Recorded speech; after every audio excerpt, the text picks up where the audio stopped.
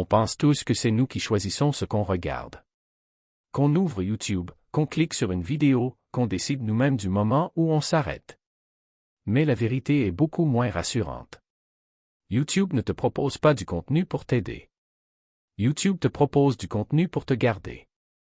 Et ce que tu vas voir aujourd'hui, ce n'est pas de la motivation, ni une leçon de productivité.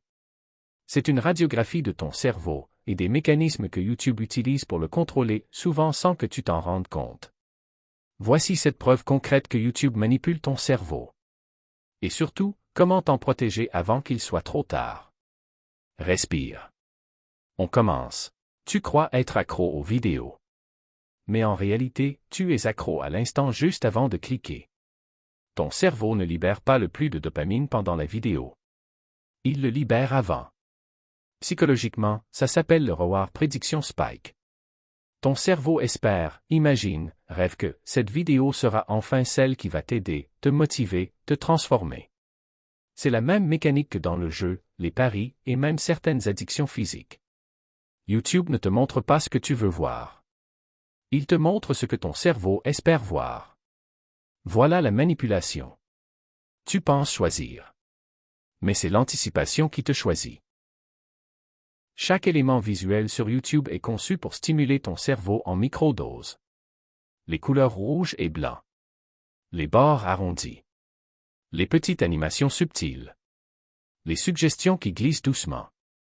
Les shorts qui bougent sans que tu touches l'écran. Rien n'est laissé au hasard. Les ingénieurs l'ont admis. YouTube est optimisé pour créer un flux continu de micro-récompenses, tellement petites que tu ne remarques même plus leur impact. Ton cerveau ne reçoit pas un choc dopaminique une fois. Il reçoit 40 mini-chocs par minute. Résultat. C'est assez petit pour être invisible. Mais assez puissant pour que tu continues sans réfléchir. Voilà la manipulation la plus dangereuse.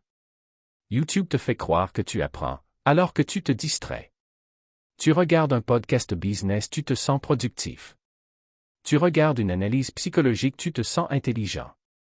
Tu regardes un créateur motivant, tu te sens inspiré. Tu te sens productif. Mais tu ne deviens pas productif. C'est ce qu'on appelle la fausse gratification intellectuelle. Ton cerveau confond. Regarder quelqu'un faire. Avec. Faire réellement. YouTube te donne les sensations d'une vie active. Sans les actions. Et ce confort mental, c'est exactement ce qui te piège. YouTube ne te montre pas ce que tu aimes. Il te montre ce que ton inconscient révèle.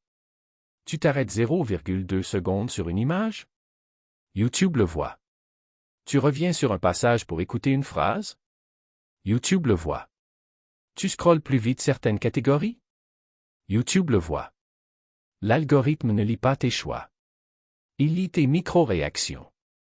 C'est plus précis que ce que tu dis, ce que tu penses, ou même ce que tu crois vouloir. À force, YouTube connaît ton inconscient mieux que toi-même. Il sait ce qui te rend curieux. Ce qui te stresse. Ce qui te rassure. Ce qui te fait rester éveillé la nuit. Tu ne contrôles plus ce que tu vois. Tu vois ce qui te contrôle. Tu crois que tu n'as plus de concentration. Mais ce n'est pas vrai. Tu as la concentration d'un cerveau entraîné à se disperser. YouTube t'a habitué à changer de sujet toutes les 5 secondes. Recevoir une info en permanence. Être stimulé sans arrêt. Ne jamais rester dans le silence. Résultat. Quand tu essaies de te concentrer dans la vraie vie, ton cerveau panique. Il cherche un stimulus. Il réclame du mouvement, du son, du nouveau. C'est exactement ce que l'algorithme veut. Un cerveau incapable d'être seul avec lui-même. Parce qu'un cerveau distrait est un cerveau qui clique. YouTube ne vole pas ton temps. Il vole quelque chose de beaucoup plus précieux. Index revers pointant vers la droite blanc ton énergie mentale. Tu as déjà vécu ça. Tu regardes juste une vidéo. Puis une autre. Et soudain, 45 minutes ont disparu. Mais ce n'est pas le temps perdu qui fait mal. C'est l'énergie que tu n'as plus pour travailler, t'améliorer, lire, créer, réfléchir, avancer. Ton énergie mentale n'est pas infinie. Chaque vidéo consomme un petit pourcentage.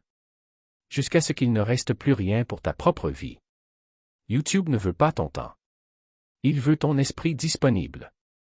YouTube influence ton humeur. Souvent sans que tu comprennes pourquoi. Tu peux passer par l'envie, la frustration, la comparaison, la colère, la motivation, la tristesse, l'excitation, la solitude. En moins de 10 minutes. Tu n'as pas remarqué? Ce n'est pas toi qui changes d'humeur. C'est YouTube qui te fait changer. L'algorithme choisit ce qui va te garder émotionnellement impliqué. Ce n'est plus une plateforme. C'est un système émotionnel extérieur qui s'alimente de toi.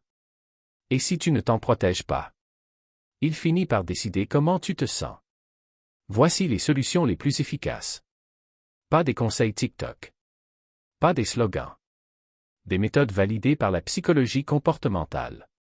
Masque YouTube dans un dossier. Désactive l'autoplay. Déconnecte ton compte. Change l'icône en noir et blanc. Juste ça réduit jusqu'à 60% ton usage inconscient. Avant de cliquer sur une vidéo, demande-toi. Pourquoi je regarde? Qu'est-ce que ça va changer dans ma vie? Est-ce que je vais faire quelque chose après? Si la réponse 1 et 2 sont floues, tu fermes. Ton cerveau déteste les questions. Ça casse la compulsion. Ne regarde que des vidéos que tu cherches toi-même. Jamais celles recommandées. Ça détruit la boucle de dopamine. Et tu récupères ta liberté. Arrête YouTube pendant seulement 3 jours. Journée 1 agitation mentale. Journée 2 baisse du craving. Journée 3 clarté totale. Ton cerveau réapprend à produire du plaisir dans la vraie vie. Chaque fois que tu gagnes une envie de regarder YouTube, tu fais une petite action. 10 pompes. 1 minute de respiration. Un verre d'eau. Un objectif rapide. Un dessin. Écrire 2 phrases. Ton cerveau associe enfin effort récompense et non plus scroll dopamine. C'est ça qui te libère. YouTube ne veut pas ton attention. Il veut ta version la plus vulnérable. Mais maintenant, tu as les outils pour reprendre le contrôle. Tu n'es pas obligé d'arrêter YouTube. Tu dois juste décider qui pilote ton cerveau. Si tu es encore là, c'est que tu veux reprendre ton esprit. Et si c'est vraiment le cas, alors abonne-toi. Pas pour nourrir l'algorithme, mais parce que tu veux des vidéos qui t'aident à reprendre ton attention. Pas à la perdre. Reste conscient. Reste lucide. Et protège ton cerveau.